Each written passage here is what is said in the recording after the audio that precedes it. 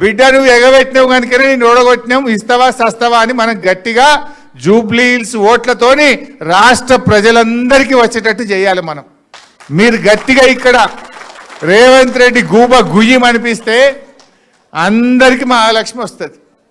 రేవంత్ రెడ్డి 2 చెంపలు మీరు వాయిస్తే రాష్ట్రంలో అవ్వాతాతలకు అందరికీ 4,000 పింఛన్ వస్తుంది.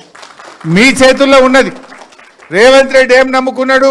డబ్బు మూటల్ని నమ్ముకున్నాడు, గుండాగాళ్ళని నమ్ముకున్నాడు, పోలీసు వాళ్ళని నమ్ముకున్నాడు. మరి పోలీసు వాళ్ళు చెప్తే ఓట్లు పడతాయా?